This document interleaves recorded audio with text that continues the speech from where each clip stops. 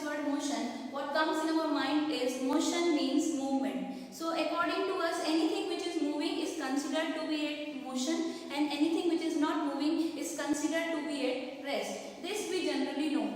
But there is a word reference. What does this word reference means? Suppose you are watching a car which is standing on a road. So after 1 hour you are going and watching the car, and what you are finding is that the car is standing at the same place. So you will tell me, ma'am, after every 1 hour I have checked that the car is standing at the same place. So on the reference of time, I can say that the car is at rest. It is not moving. So here the reference is time. So anything which moves with reference is said to be in motion, and which does not move with reference is known as rest. Now, motion is a relative term. Motion is a relative term. Why? Because let's take an example. First of all, that a bus is moving, in that 2 passengers are sitting. One person is standing outside the bus and watching the moving bus. So for that person, the bus is in motion because the bus is moving, and the passengers who are sitting inside are also in motion. So for that person, the passenger is in motion. But for the other passengers in the bus, the passengers are at rest. So by changing reference, state of object also gets changed. So first, for this person, the same passenger is in motion, and for another person, the same passenger is at rest. So that is why motion is a relative term. Now there are 2 types of quantities, scalar and vector. In scalar quantities, quantities generally have only magnitude. They does not have any direction. For example, a car is moving with a speed of 20 meters per second. So car is moving, it can move in any direction. It does not have any direction. So that 20 is a magnitude. So here the speed becomes a scalar quantity. Now vector quantity. Those quantities which have magnitude as well as direction. Suppose same example, a car is moving with 20 meters per second towards west. So here direction is mentioned, so the quantity becomes vector. So those quantities which have only magnitude are considered as scalar quantity, and those quantities which have magnitude as well as direction are considered as vector quantities. Now let's see distance. Distance is denoted by capital S. Distance is the actual length traveled. Whatever you travel, that becomes your distance. It is measured in many units like mile, kilometer, but the SI unit, standard unit of distance, is meter, denoted by small m. Distance, whatever you actually move. So you are free to travel in any direction. So the distance does not have any direction. That is why it is a scalar quantity. Now displacement. Displacement is denoted by S. Whatever quantities are vector quantities because they have direction. So that is why we have to put an arrow on head to represent that the quantity is vector. Now definition of displacement is that the shortest route between initial and final point. It means from where you are starting and where you are ending. Whatever short route is present between those 2 points, that is your displacement. SI unit, as it is also a distance, so it is also measured in meter, denoted by small m. Here, you have to travel only short route. You cannot travel any other route. So specific direction is there. That is why displacement is a vector quantity.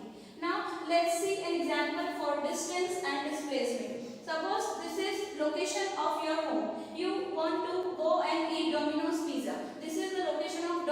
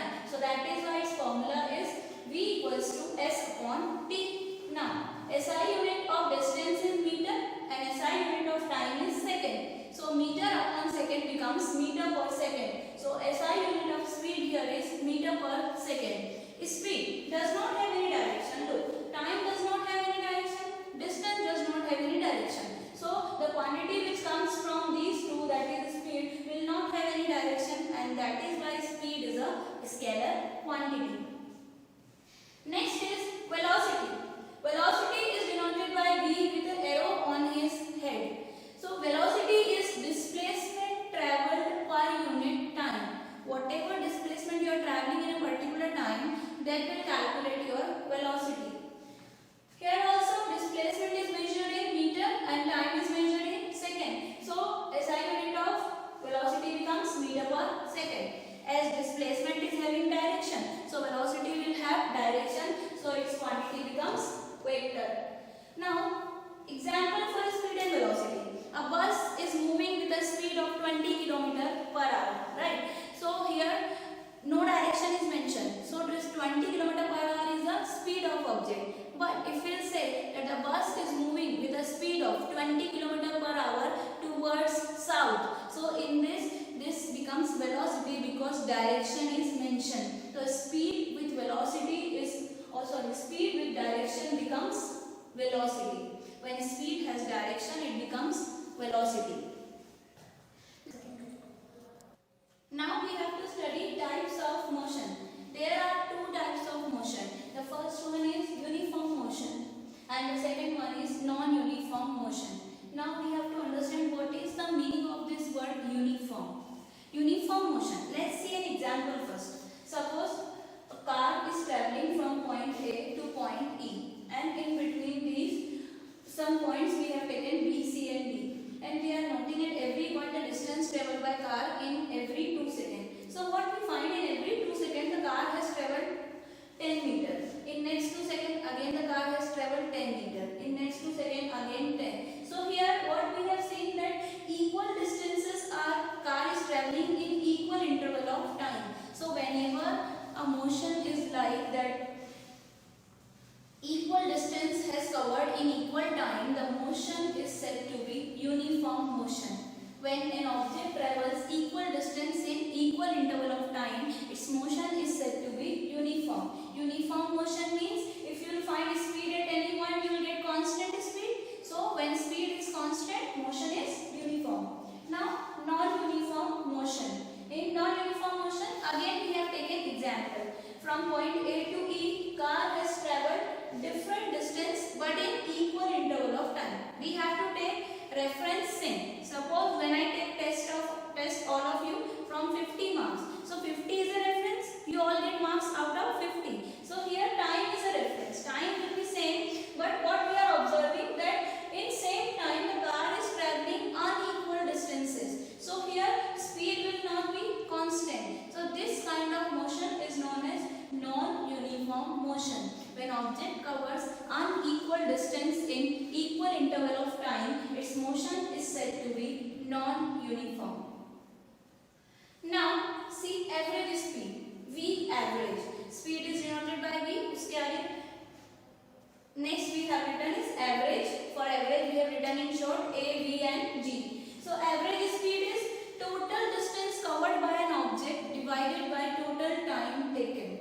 So total distance upon total time is average speed. So SI unit will be meter per second. And average velocity, total displacement travelled upon total time taken. So this is average velocity. Now we will see acceleration.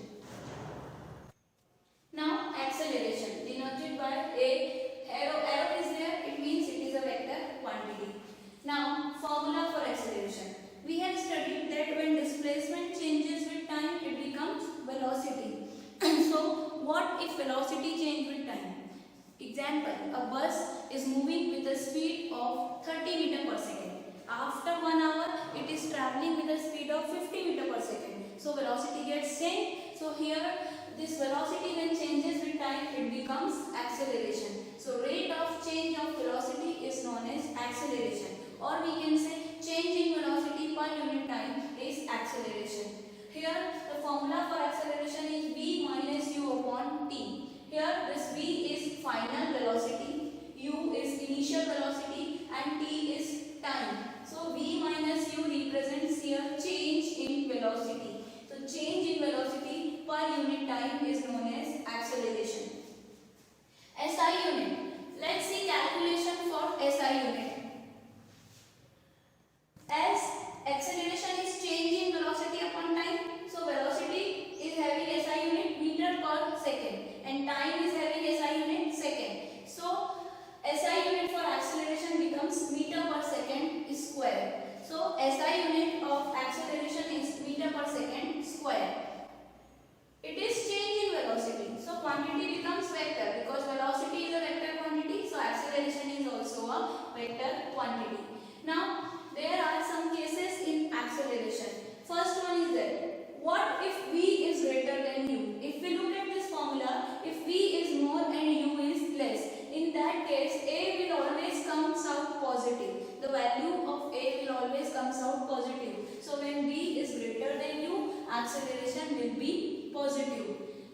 If v is less than u, in that formula, if v is less and u is greater, so v minus u will always come negative. So acceleration becomes negative. Negative acceleration is also known as retardation or deceleration.